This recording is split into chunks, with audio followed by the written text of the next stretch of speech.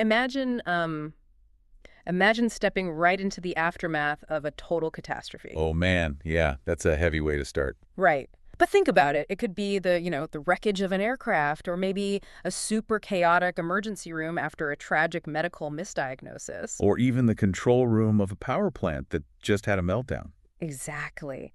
And when the investigators finally arrive on the scene, they are hunting for a very specific kind of comfort. We want the broken part. Yes. They're looking for the broken valve or the snapped cable, the burnt-out circuit board, because, I mean, we love a mechanical failure, don't we? It's just so... Oh, totally. It's binary. You can literally point to the shattered piece of metal and just say, well, there's the culprit. Right. And then the logic is, we just build a stronger piece of metal and this never happens again. It gives everyone closure. A mechanical root cause fits perfectly into a little box. You label it, you file it away, and you move on. Because it doesn't really ask anything uncomfortable of us. But then you look at the raw statistics across all these high-stakes industries, aviation, healthcare, maritime, construction, and that comforting illusion just completely shatters. It really does. The numbers are actually kind of terrifying. They are. Because if you look at the data, a staggering 70 to 80% of all civil and military aviation accidents, and you see similar numbers in healthcare and emergency services, they aren't caused by a snapped cable. No, they're categorized under two very heavy words. Human error. The captain pulled the wrong lever, or the surgeon made the wrong incision. The operator pushed the wrong button. Exactly. And the immediate, reflexive response to that statistic from the public, and honestly mostly from management. Oh, always from management. Right. It's just this profound sense of blame. The instinct is to say, well, we just need better people. We need to fire the careless ones. Right. Retrain the slow ones and just, magically hire people who simply do not ever make mistakes. Which brings us to the core mission of our deep dive today. Because we have been poring over this massive stack of sources curated specifically for you, the listener. And it is a phenomenal stack of materials. It really is. We're talking about the International Civil Aviation Organization's Human Factors Training Manual, the Aviation Maintenance Technician Handbook, Navy Behavioral Guidelines, and all this deep academic research on the Human Factors Analysis and Classification System. That's ACS. Right.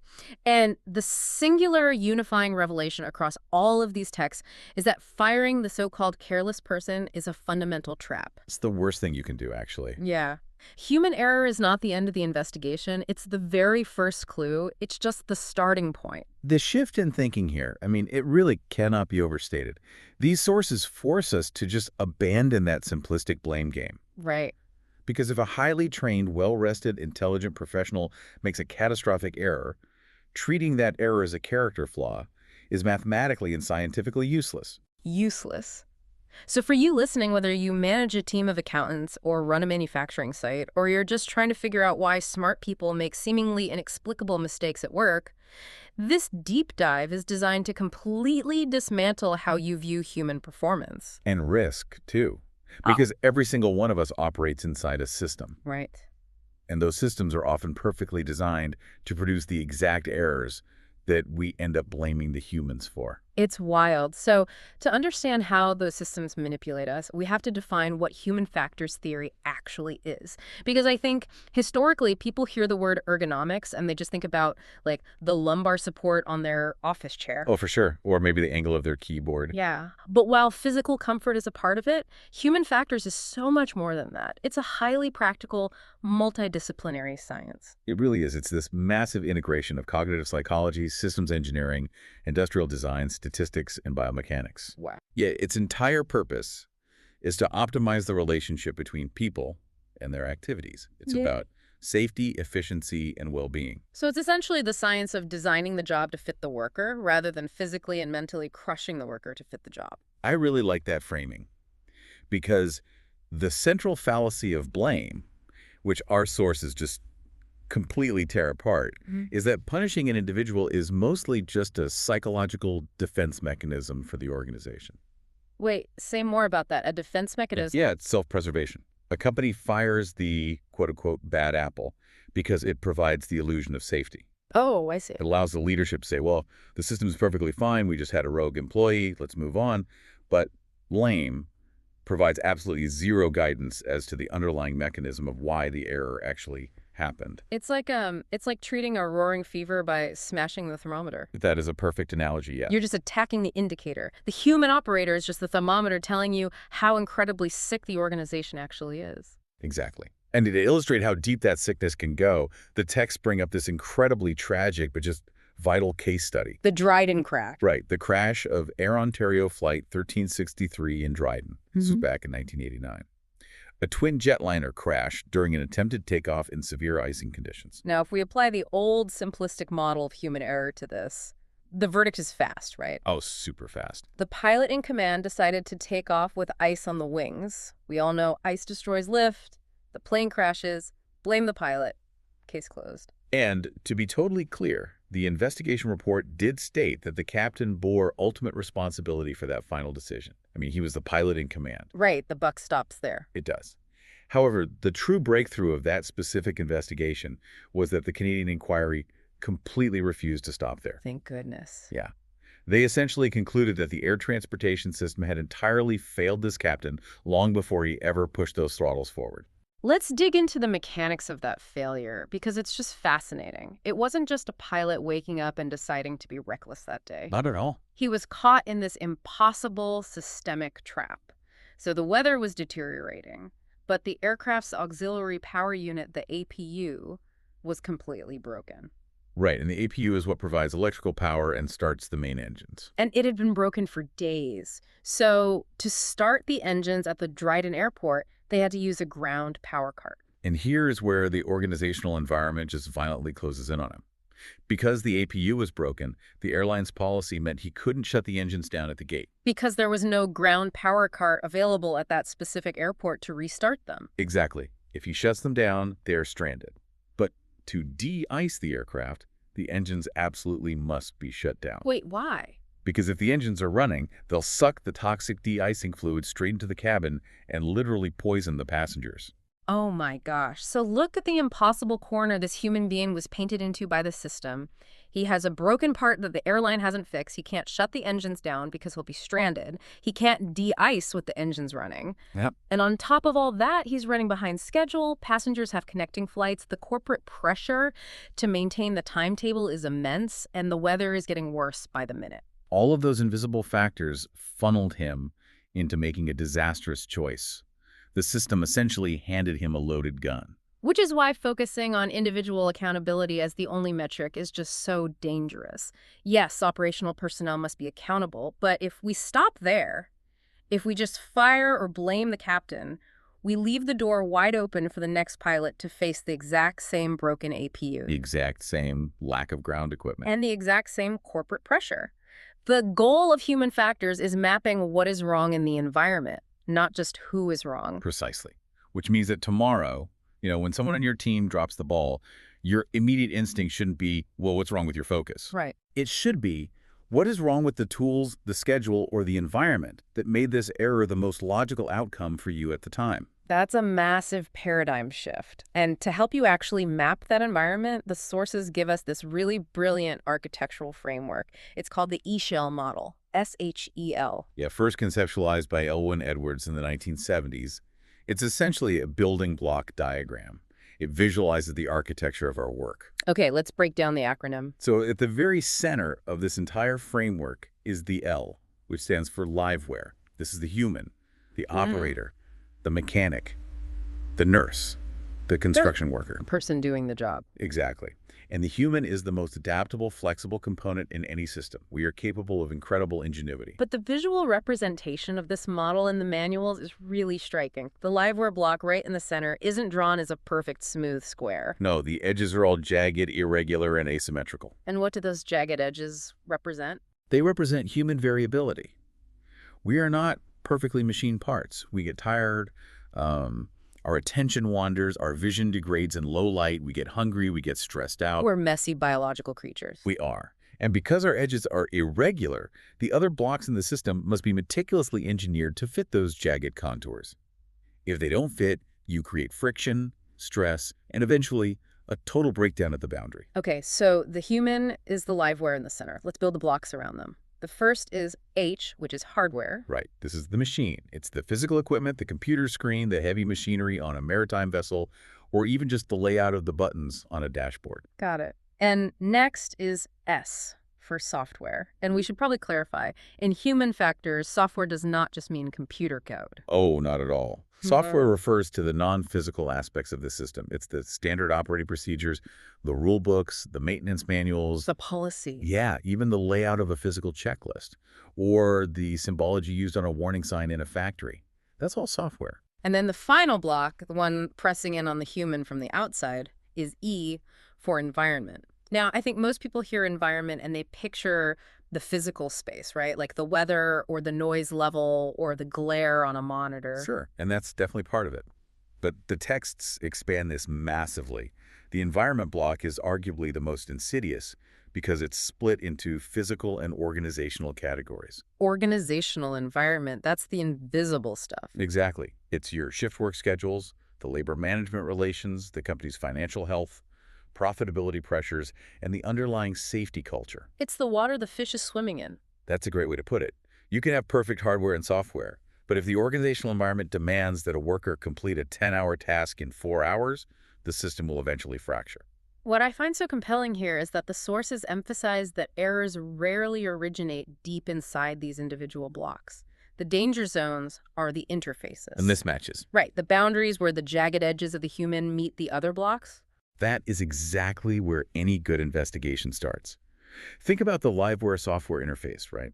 If you have a maintenance manual written with incredibly dense text, maybe poorly translated from another language, with confusing diagrams. That's an LS mismatch. Yes, the human brain simply struggles to decode it under pressure. Or consider the Liveware hardware interface. Have you ever gotten into a rental car and accidentally turned on the windshield wipers when you meant to use the turn signal? Oh my gosh, yes. All the time, because the stocks are swapped compared to what I'm used to in my own car. Right. That is a classic Liveware hardware mismatch. Now, in a car, it's annoying. But in an aircraft or a surgical suite, it's deadly. There is that incredible historical example in the sources about this. In World War II, pilots flying the B-17 bomber were constantly retracting the landing gear while they were still rolling on the runway instead of raising the wing flaps. Right, and the planes would just crash right onto their bellies. And for a long time, the military just blamed pilot error. They said, these pilots are careless, they aren't paying attention. But then a pioneering psychologist named Alphonse Trapanis looked at the cockpit, and he realized that the toggle switches for the flaps and the landing gear were completely identical in shape and located right next to each other. So in the dark, or under extreme combat stress, a pilot reaches down and just flips the wrong identical switch. Precisely. So Trapanis attached a small rubber wheel to the landing gear switch and a small wedge shaped like a flap to the flap switch. And the crashes stopped. Overnight, they completely stopped. He didn't fix the human, he fixed the Liveware hardware interface. That's incredible. But the terrifying reality is that humans are so incredibly adaptable, we actually end up masking these bad interfaces all the time. We do. We squint to read the terrible manual. We put a sticky note on our computer monitor to remember a convoluted software password. Right. We adapt to the bad design, which makes the system look like it's functioning perfectly to the managers. And that adaptation is our superpower, but it's also a massive vulnerability because we bridge the gap in the system design using our own mental energy. Right. But that energy is finite. It eventually runs out. Exactly. The system works fine right up until the exact moment the worker is exhausted or distracted or facing an emergency. Their capacity to adapt vanishes, the master deficiency is exposed, and the system fails. Which brings us to a concept the source material calls the paradox of Liveware. We are the most valuable problem-solving component in the system, but we are also deeply flawed, limited biological machines. We have hard limits. We really do. And to build systems that actually survive our humanity, we have to honestly map out what those limitations are. The Aviation Maintenance Technician Handbook categorizes these predictably human vulnerabilities into 3 areas: physical, psychological, and psychosocial. Let's start with the physical and physiological. This is anthropometrics, the literal size, reach, and physical strength of the human body. Right, like can you actually reach the emergency shutoff valve? Exactly. But it also includes our sensory constraints. How well our eyes adapt from a brightly lit monitor to a dark runway, our dietary needs, our underlying health, and most critically, our biological clocks, which totally dictate when we are capable of peak performance. And then the second category, psychological limitations, really gets into the mechanics of the brain. We have severe hardwired constraints on our short-term memory. The classic psychological rule, right? Yeah, that we can only hold about 7 items plus or minus 2 in our working memory at one time. And we rely so heavily on heuristics, mental shortcuts. Because the world is overwhelming, our brains are constantly filtering out information to save processing energy. We see what we expect to see. Expectation bias. Exactly. If a mechanic has inspected a specific engine valve 50 times over their career, and it has never been cracked. On the 51st time, their brain might literally not register a hairline fracture because it expects the valve to be intact. Yes, they aren't being negligent. Their brain's pattern recognition software is quite literally overriding their raw visual input. Which is terrifying when you realize that your own brain can just edit your reality without your permission. It really is. And then the third category of limitation is psychosocial. This covers the human experience outside of the task. Off-duty problems, financial pressures, a sick child at home, interpersonal conflict with a manager. And I'll tell you, this is often the hardest category for management to digest. I can imagine. Because a company might say, look, we provided good lighting, we wrote a clear manual. It's not our fault the worker is going through a messy divorce and couldn't focus today. And they're right, in a sense. It is not the company's fault. A company cannot control a worker's personal life. But the texts argue that a mature, highly reliable organization doesn't try to control the personal life. It simply acknowledges that the human being is not a robot. Right. We don't have a little switch behind our ear that shuts off grief or anxiety or financial panic the second we clock in. A resilient system accepts that emotional distraction is just an inevitable statistical certainty, so it builds in redundancy. Yes. It says, we know that on any given day, maybe 10% of our workforce is operating at 60% capacity because of personal stress. So you don't rely on a single person to verify a critical life-saving step. You implement dual inspections. You foster a team environment where a coworker can look at someone and say, hey, you seem a little scattered today. Let me run that calculation for you.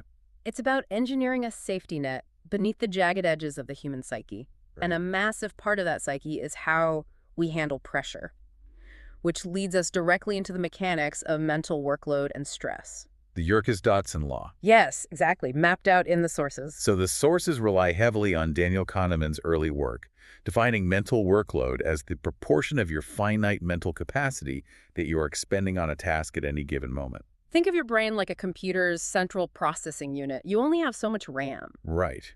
And the Yerkes-Dodson curve graphs how our performance changes as arousal, which we can basically translate to stress or stimulation increases. It's shaped like a bell curve. Okay, so on the far left of this curve, you have underload. This is when there is almost zero stress or stimulation. The task is agonizingly boring, highly repetitive, or maybe mostly automated. And the counterintuitive truth here is that zero stress produces terrible performance. Really? Oh, yeah. In a state of underload, your alertness plummets. Your attention wanders. Complacency completely sets in.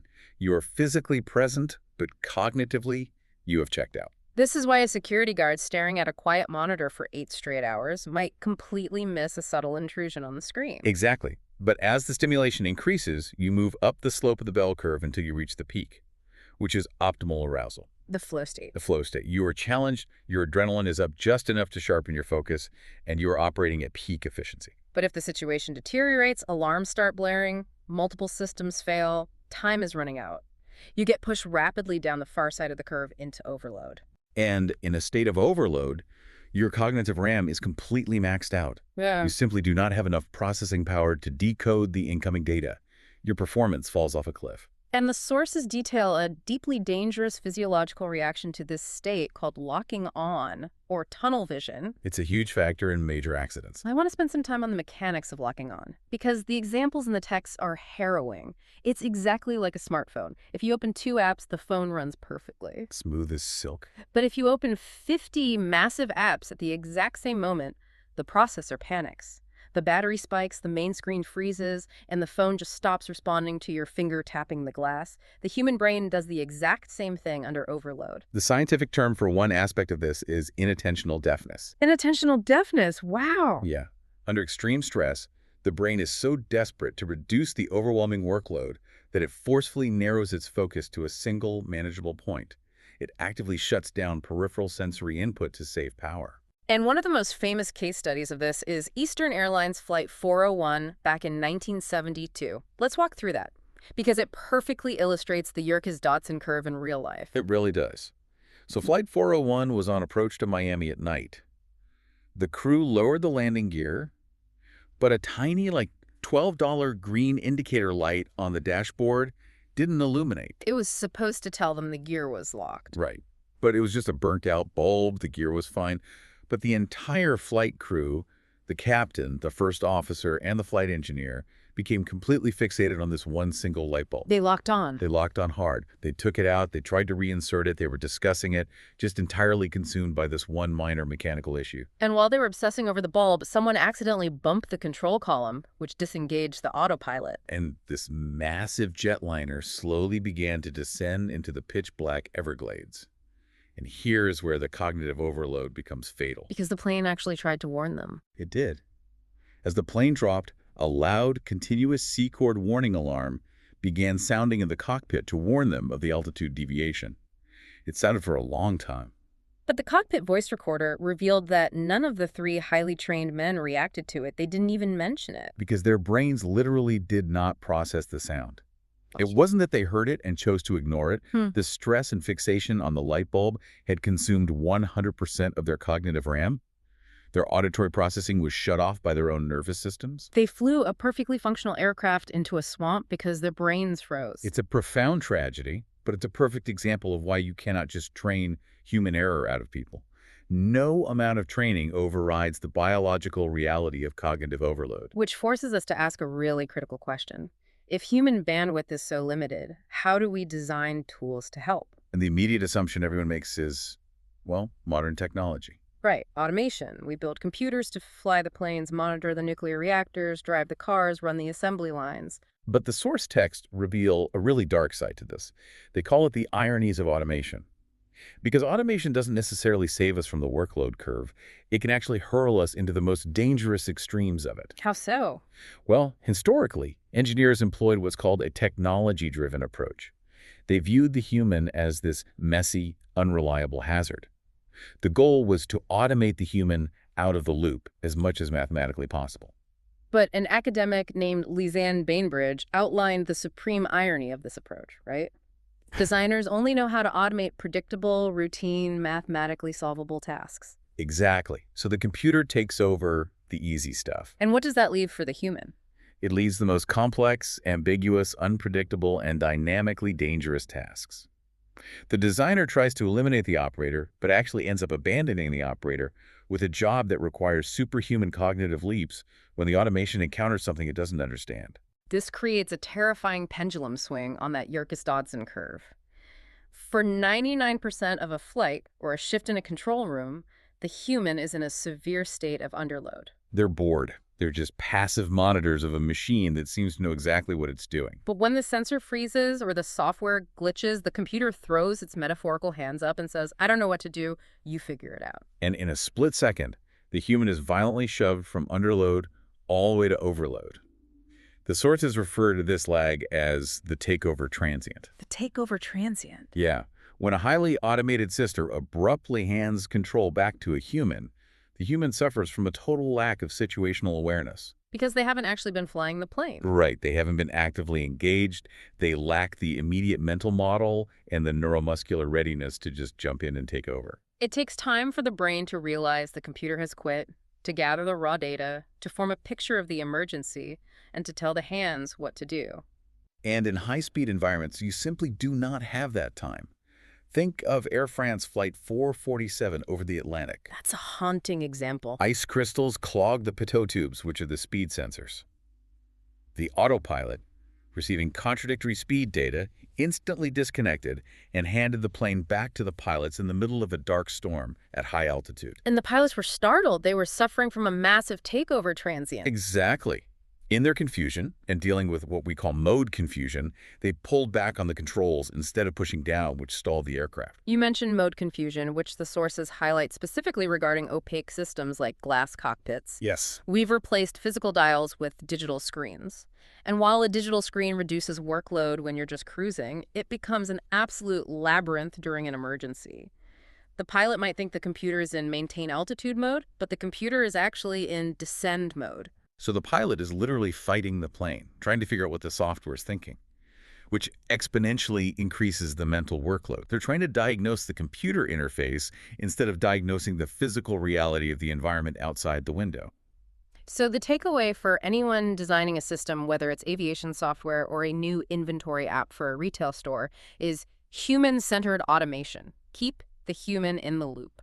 The automation should be a transparent teammate, not an opaque, silent replacement that just quits without warning. And one of the primary reasons we lean so heavily on automation in the first place is our attempt to combat one of the most stubborn biological realities of the liveware block, which is fatigue. Oh, fatigue is huge. We live in a culture that wears exhaustion like a badge of honor. You hear it all the time. I worked a 16-hour shift. I'm drinking my fourth coffee. I am powering through. Yeah, hustle culture. Yeah. But the sources treat fatigue like a highly potent, dangerous neurotoxin. That is the exact way to view it. Fatigue is one of the most frequently cited causal factors in industrial accidents worldwide. We have to completely redefine it. Fatigue is not merely the sensation of feeling tired. No, the texts define it as a profound, measurable impairment of cognitive ability, decision-making, reaction time, coordination, speed, strength, and balance. Your brain fundamentally alters how it fires, and the texts break this down into 3 distinct types. Right, there's acute fatigue, which is what you feel after a single massive exertion, like a really long shift. Then there's chronic fatigue, which is the cumulative, slow-burning debt of not getting enough restful sleep over weeks or months. And finally, mental fatigue. And mental fatigue is critical to understand. You can be entirely physically rested.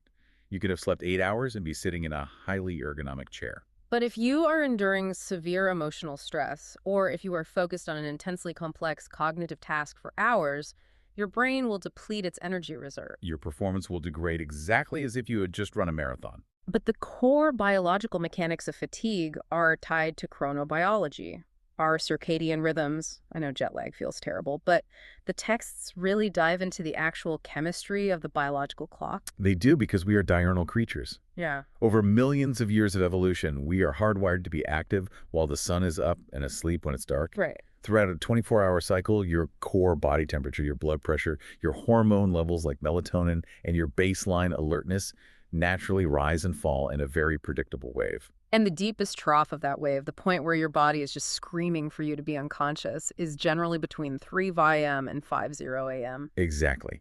Now think about when major industrial disasters occur.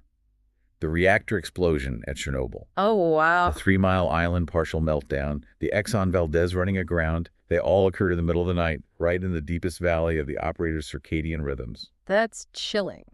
So expecting peak analytical human performance counter to this biological clock is a system design failure. It is. If a night shift nurse miscalculates medication dosage at 4:00 a.m., the immediate instinct is to fire the nurse for negligence. But human factors theory asks, why on earth is the system designed to require complex life-or-death mathematical calculations from a human brain at the exact biological moment it is least capable of performing them? Why doesn't the system have a digital safety check or mandate a 2-person verification rule for overnight shifts? Right, because the most insidious characteristic of fatigue is that it destroys your ability to self-assess. This part blew my mind. The sources are incredibly clear on this. A severely fatigued person might genuinely feel wide awake. They might feel highly engaged, but their reaction times and logic processing are heavily degraded. You become blind to your own impairment. It's exactly like alcohol intoxication. The person who has had 5 drinks is often the loudest one, insisting they are perfectly fine to drive. Yes, their brain's ability to judge its own competence is the very first thing the alcohol destroys. Fatigue does the exact same thing. And caffeine might mask the feeling of sleepiness, but it does absolutely nothing to restore the cognitive processing power you lose to microsleeps. Because of this illusion of competence, highly reliable industries like aviation and healthcare realized they could not trust the individual to catch their own errors. They had to rely on structured team dynamics. Exactly. This birthed programs like Crew Resource Management, or CRM, and Threat and Error Management. CRM is a fascinating evolution. It essentially mandates communication protocols to protect the jagged edges of the human. It explicitly recognizes that the individual is fallible. It trains junior members like a first officer in a cockpit or a surgical nurse in an OR to assertively challenge the decisions of the captain or the surgeon if things seem wrong. It shifts the culture from an absolute dictatorship to a collaborative, cross-checking team. The team becomes the safety net. If the captain's brain is compromised by fatigue and they attempt to land on the wrong runway, the system relies on the fully engaged first officer to see the error, speak up, and take control. The team is the layer of defense. Which brings us to the grand architecture of how things actually go wrong. Because even with a fatigued operator or a bad manual, a single mistake rarely collapses a mature system. No, it takes a lot more than that. Right.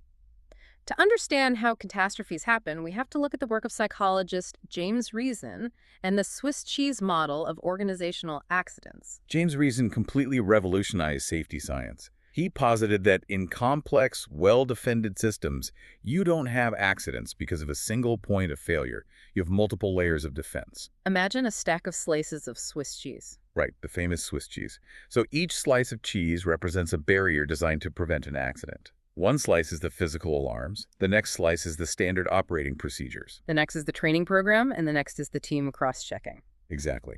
But, like Swiss cheese, no single slice is solid. Every layer of defense has holes in it. And these holes represent flaws, weaknesses, or vulnerabilities in that specific defense. And critically, these holes are not static. They are constantly opening, closing, and shifting location based on the daily dynamics of the organization. Normally, a hazard like a distracted mechanic might slip through a hole in the training slice of cheese, but the error is caught by the secondary inspection slice. The hazard is stopped. But an organizational accident occurs when, purely by tragic chance, the holes in every single slice of cheese momentarily align. It creates a straight, unimpeded trajectory for the hazard to pass all the way through the system and cause a disaster. And Reason categorizes these holes into two distinct types of failures: active failures and latent failures. This distinction is the bedrock of modern accident investigation. Let's break those down. Active failures are the unsafe acts committed by the people at the very sharp end of the spear, the frontline operators. Yes, it's the pilot pulling the wrong lever, the air traffic controller issuing the wrong heading, the maintenance technician finger tightening a bolt and forgetting to use a wrench to torque it to specification. The effects of active failures are felt almost immediately. They are the final hole in the cheese. But the active failure is just the trigger. The far more dangerous holes are the latent failures. Latent failures are the dormant conditions created weeks, months, or years earlier by decision makers, system designers, and high-level management. They are the poorly translated manuals, the chronic understaffing, the slashed training budgets, the corporate culture that punishes people for delaying a flight for a safety check. These latent conditions just sit there, buried in the system, doing no immediate harm. They incubate, right up until they combine perfectly with an active failure to breach all the defenses. The texts use this incredible metaphor to explain latent failures. They compare the organization to a living organism. It's a brilliant way to visualize it. Think of the management as the brain of the organism. The various departments and the hierarchy are the physical body, and the corporate safety culture is the organism's personality. Just like a human body, an organization can get sick. Latent failures are essentially corporate pathogens. They act like a suppressed immune system. A company might look perfectly healthy on the outside, profits are up, flights are on time, but internally, the latent failures have destroyed the immune system. The organization is deeply vulnerable to the next infection. The next active failure will kill it because there are no defenses left. Which raises the ultimate question for any leader or manager. How do you know if your organization is sick? You can't wait for a plane to crash or a factory to burn down to find out. No, definitely not. How do you map these latent failures and heal the immune system before the holes in the cheese align? And the answer to that lies in the personality of the organism. It lies in the safety culture. Safety culture is defined as the shared attitudes, values, and beliefs about safety within an organization. It's not the poster on the wall in the break room. No, it's how people actually behave when nobody is watching and when the pressure's on. It's the difference between a company claiming safety is our #1 priority and a manager actually praising an assembly line worker for stopping production and costing the company money because they spotted a frayed wire. Exactly. The only way to find those hidden latent failures, the confusing software interfaces, the unrealistic shift schedules, the deteriorating tools, is to have the frontline workers tell you about them. Because they are the ones interacting with the jagged edges of the system every single day. But workers will only report the flaws in the system and their own personal errors if they feel psychologically safe doing so. If a company has a punitive culture, a blame culture, people hide their mistakes. If you fire a pilot for admitting they misread a digital altitude gauge, pilots will instantly stop admitting to gauge reading errors. The errors won't stop happening. The active failures will continue. But management will be completely blind to them. The immune system shuts down. This realization led the aviation industry to pioneer confidential, non-punitive reporting systems. The texts highlight the Aviation Safety Reporting System, or ASRS, which was established by the FAA and NASA back in 1976. The mechanics of the ASRS are genius. It allows operational personnel, pilots, controllers, mechanics to self-report their own mistakes and the system design flaws that led to them. And as long as the act wasn't criminal, intentionally malicious, or grossly negligent, the reporter is given immunity from disciplinary action or license suspension. It removes the fear of retribution. And by doing so, it creates a massive industry-wide database of near misses. It illuminates all the latent failures and holes in the Swiss cheese. It allows safety engineers to analyze the data and patch the holes proactively. It completely shifts the philosophy of management from behavioral fixes to intervention strategies. Let's use the concept of the Dirty Dozen, a famous framework in aviation maintenance, to explain this shift. The Dirty Dozen. Lack of communication, complacency, lack of knowledge, distraction, lack of teamwork, fatigue, lack of resources, pressure, lack of assertiveness, stress, lack of awareness, and norms. That's the list. So let's go back to our mechanic who finger tightens a bolt, gets distracted, and forgets to torque it. The Dirty Dozen categorizes the human factors that lead to this.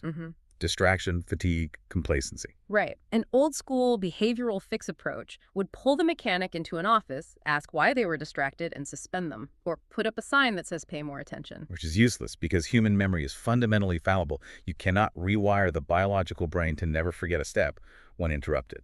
An intervention strategy analysis asks a completely different question. How do we change the hardware, the software, or the environment so that a predictably forgotten bolt doesn't lead to an engine failure? You intervene at the system level. Maybe you design a bolt that visibly shows a bright red warning ring until it is properly torqued. Or maybe you alter the software checklist so a secondary inspector must physically scan a barcode on that specific bolt before the plane is cleared. You assume the liveware will eventually fail, and you design the system to safely absorb that failure. It requires an immense amount of humility from leadership. It requires management to look in the mirror and admit that the system they design, the schedules they mandate, and the environment they cultivate might be setting their own people up to fail. We have covered a massive paradigm shift today. We really have. The traditional, comforting view says that human error is the root cause of accidents, and the solution is to weed out the weak humans. But human factors theory reveals that human error is merely a symptom of systemic trouble. It's the beginning of the investigation, not the end. We have to analyze the interfaces of the Shea model. We have to map how physical tools and organizational pressures interact with the jagged edges of human capability. We must respect the biological realities of cognitive workload, the Yerkes-Dodson curve, and the severe limitations placed upon us by fatigue and circadian rhythms. We have to actively hunt for the latent failures hidden in our organizations.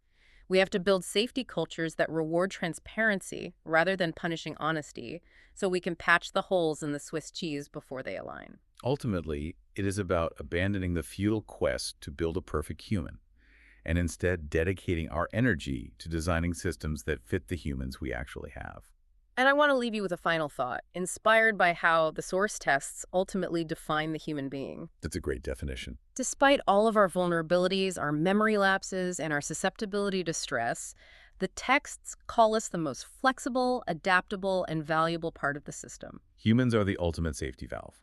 When the unpredicted happens, when the computers crash, when the metal fatigues, when the written procedures become obsolete in the face of a novel emergency, it is human ingenuity, adaptability, and resilience that saves the day. It changes the entire goal. We spend so much capital trying to engineer the humanity out of our systems, trying to turn people into perfectly compliant machines. But if we go back to that metaphor of the broken bridge at the beginning of our deep dive, Right, the snapped cable. when an engineer investigates a snapped support cable, they don't blame the metal for breaking under too much tension. They don't write up the cable for a lack of focus. They redesign the bridge to support the load. Exactly. So perhaps our true goal shouldn't be trying to create an impossible world where humans never make mistakes. Perhaps the goal is designing a world so incredibly resilient, so structurally sound, and so deeply understanding of our psychology and biology that it allows you to be safely, wonderfully, and fallibly human. A system that survives our humanity. Thank you for joining us on this deep dive. Tomorrow, when you walk into your workplace, look around at the interfaces. Look at the software, the schedules, the culture. When a mistake happens, resist the urge to ask who messed up and start asking what in the system allowed it to happen. Stay curious, stay safe, and we will catch you next time.